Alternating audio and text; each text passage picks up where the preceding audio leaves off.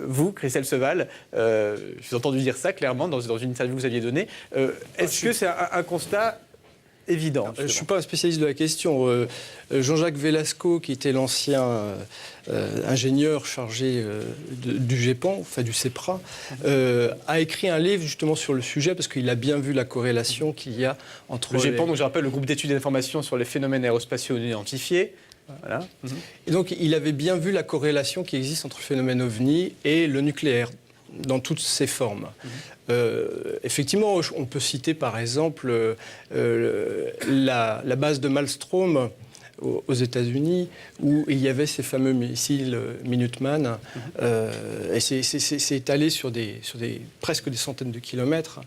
Et il y a eu là, effectivement, un OVNI qui a complètement paralysé plusieurs silos. Il y a eu des enquêtes après techniques qui ont prouvé que l'arrêt total des missiles était totalement inexpliqué. Une question. Vous avez écrit un livre, Contact et Impact, qui prend l'hypothèse, pour le coup, d'avoir un contact direct avec un extraterrestre. On y va très clairement. Voilà, et vous imaginez toutes les hypothèses. Voilà. C'est l'hypothèse de départ. Qu'est-ce qui se passerait en cas de contact avec des extraterrestres intelligents? Alors j'imagine que Gilles Pinon, votre lettre qui s'adressait justement au président de la République, ce cas que décrit Christelle Seval, c'est une des positions importantes que vous voulez essayer de faire. Oui. Dans la lettre, dans l'étude que nous demandons, il faudra bien s'interroger sur la raison pour laquelle il n'y a pas eu contact. Et Christelle Seval et moi-même avons les mêmes conclusions finalement, c'est que si le phénomène n'est apparemment pas hostile, il est éminemment dangereux. Il est éminemment dangereux parce que s'il y avait un contact brutal auquel nous ne serions pas préparés, nous pourrions perdre la confiance que nous avons dans notre capacité à maîtriser notre avenir. Et ce choc culturel pourrait être très dommageable. Et alors il était intéressant, et Christelle Seval l'a fait, d'étudier les conséquences que pourrait avoir un tel contact, et on s'aperçoit qu'un tel contact serait éminemment dommageable. Alors, comment ça se passerait en fait, ce contact? Votre analyse vous a poussé à quelle conclusion? L'histoire nous a appris que les civilisations primitives, exposées à des civilisations technologiquement avancées, sont vouées à s'effondrer. À juste titre, dans le langage, on dit le choc des cultures, le choc des civilisations. Eh bien, lorsqu'il y a un choc, la plus faible est extrêmement vulnérable. J'ai encore en tête ces photos qui ont fait la une de la presse il y a 1 ou 2 ans, qui montraient des Indiens d'Amazonie en train de tirer avec leurs arcs et des flèches sur l'hélicoptère qui survolait le village de façon tout à fait fortuite, quoi.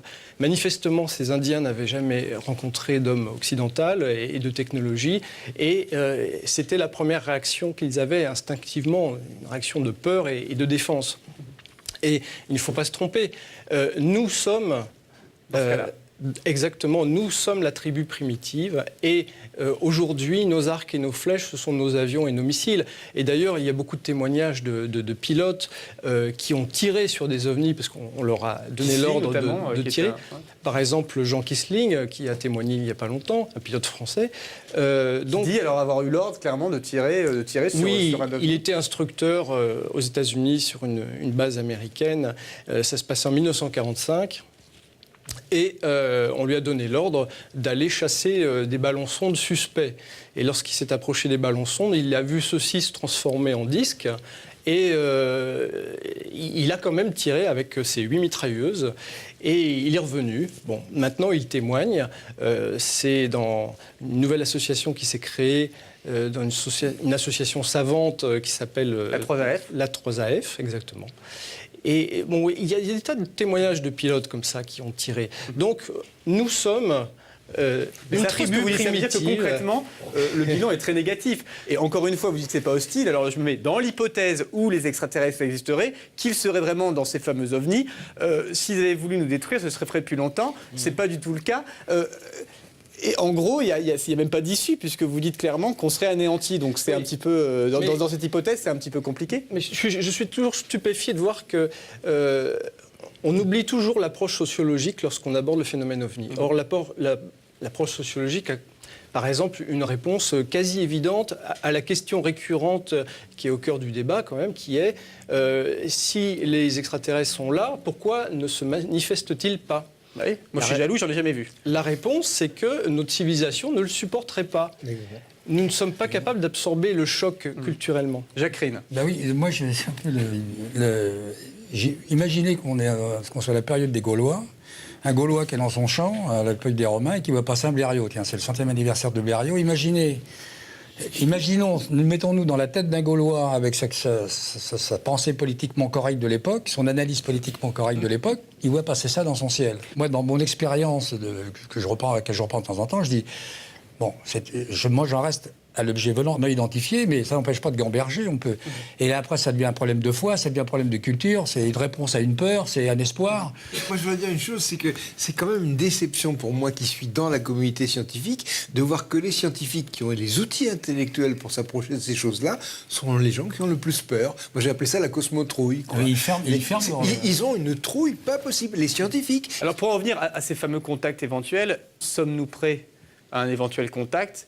La réponse, c'est quoi ? Je ne suis pas le seul à le dire. Il y a eu des rapports. Par exemple, je cite le rapport du Brookings Institution qui a été commandé par la NASA et qui dit qu'en cas de contact, il y aurait un risque de bouleversement culturel, politique, social, religieux, scientifique, philosophique, et conclut par des risques de révolution. C'est la peur. Bon, voilà. C'est notre incapacité à affronter un inconnu aussi immense. Bien sûr, avec autre chose. Et sachant cela, posez-vous la question, que ferait un ethnologue extraterrestre en visite chez nous ? Si cette forme d'intelligence, malgré tout, est présente dans des ovnis sur notre petite Terre, ce serait quoi, dans cette hypothèse, leur but ?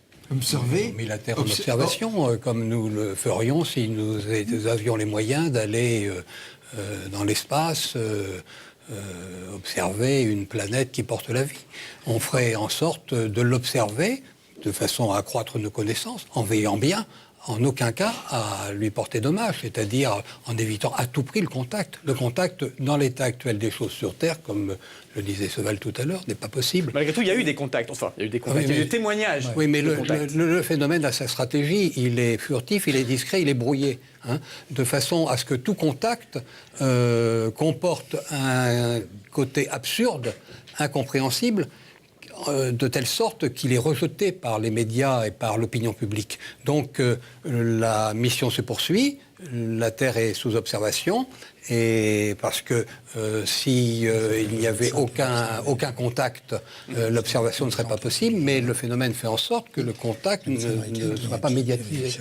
D'où la stratégie repose sur le brouillage. Jean-Pierre Petit, vous levez le doigt. Je voudrais vous donner mon opinion. Le phénomène OVNI, il s'intensifie quand même à partir des années 45-47, dans l'après-guerre, comme ça. Et comme l'avait remarqué Velasco, enfin, il a vraiment insisté là-dessus, c'est justement au moment où on entre dans l'ère nucléaire. Et moi, je vais vous donner ma conviction.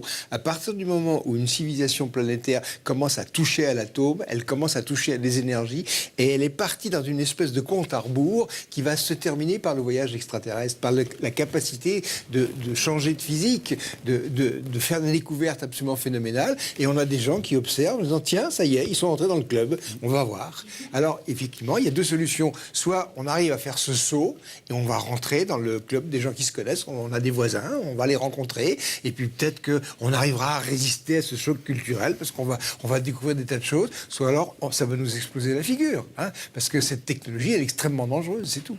Elle sert à quoi aujourd'hui concrètement cette technologie qui est de plus en plus mise en œuvre ? Pas tellement, on pense pas tellement au voyage interstellaire, que si, il y a quand même, on essaye d'aller sur Mars, on essaye d'aller découvrir. C'est surtout la guerre. Regardez par exemple le livre Revenir en secrète américaine. Moi, c'est ce que j'ai entendu à Brighton.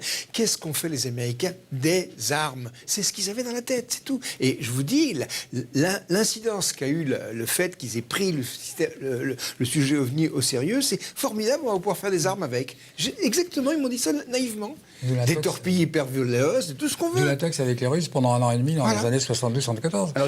Parce que oui, il y a eu des gens qui se sont plaints d'avoir eu des contacts, d'avoir été enlevés. Bon, alors ça, c'est aussi le témoignage humain. C'est encore un sujet alors qu'on mais pourrait faire une émission entière. Il y a eu un psychiatre américain qui s'est intéressé très fortement à ça. John Mack. Et si vous voulez, sans valider la valeur du récit, c'est que ces gens-là avaient subi un choc très très important au niveau émotionnel, au niveau physiologique, et les gens qui ont suivi des grands traumatismes ou des grands chocs, il y a un marqueur après.